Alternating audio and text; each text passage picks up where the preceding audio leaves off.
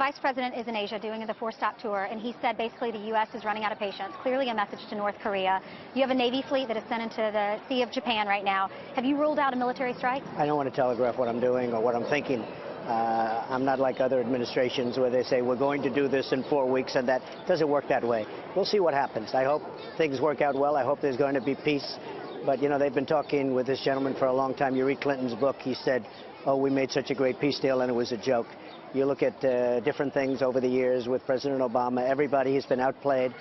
They've all been outplayed by this gentleman, and we'll see what happens. But I just don't telegraph my moves. Did we sabotage the North Korea strike? I don't want to comment on it. Okay. What happens if North Korea launches another missile? We'll find out. All right. About China, some in the media are saying you've softened your stance on China. Have they helped with the relationship with North Korea? Ainsley, I didn't soften my stance. Look, China came to the United States, the president, I really developed a very good relationship with. I think he's a terrific person. I really got to know him very well over a 2-day period. We were together hours and hours and hours by ourselves. We had a 15-minute scheduled meeting, and it lasted for 3 hours. And the same thing happened the next day. We have a good chemistry together. He understands it's a big problem. He's working on it. Now, what am I going to do? Start a trade war with China in the middle of him working on a bigger problem, frankly, with North Korea? So I'm dealing with China with great respect. I have great respect for him.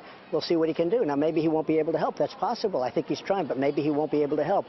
And that's a whole different story. So we'll see what happens. No, but, you know, somebody said currency manipulation. What am I going to do? In the middle of him talking with North Korea, I'm going to hit them with currency manipulation? This is the fake media that just does a number. Think of it. He's working so nicely that many coal ships have been sent back. Fuel is being sent back. They're not dealing the same way. Nobody's ever seen it like that. Nobody's ever seen such a positive response on our behalf from China. And then the fake media goes, Donald Trump has changed his stance on China. I haven't changed my stance. China's trying to help us. I don't know if they're going to be able to or not.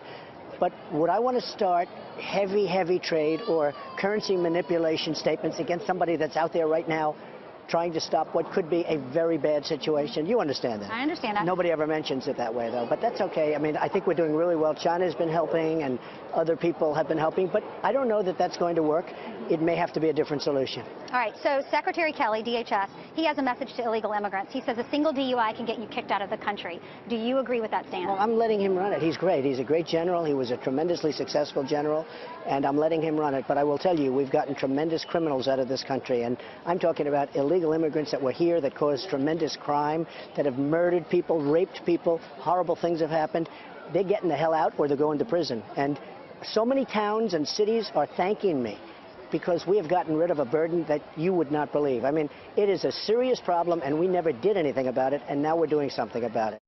So he sounds pretty astounded that there's no credit given to the fact that China is showing unprecedented cooperation. At least acknowledge that before you come out and say, what about currency manipulation? And he said, don't you use any logic? If someone comes in and is playing ball, do I come in and still punch him in the face? Because it's not the end of the negotiation. The negotiation with China, just like with North Korea, is ongoing. So why lay all the cards out on the table? Yeah, he's saying, just like his book, Art of the Deal, you have to know how to negotiate, no matter if that's in business or if that's with other countries. He said in any other administrations, at least the last 3 or last 30 years, they have not sent their coal back to North Korea as a message. I mean, North Korea and China's its only ally. So for China to send back their oil or send back their coal and say, we're not taking this from you because we don't approve of what you're doing, that sends a strong message. In the right direction. First step for Secretary of Defense Mattis was to go to that region. The Vice President is there now. The President met with the Japanese leader, talked about mostly North Korea. And then, of course, you have the South Korea stop with the Vice President. And now you have a situation where China can do one more thing that would really slay the dragon, and that would be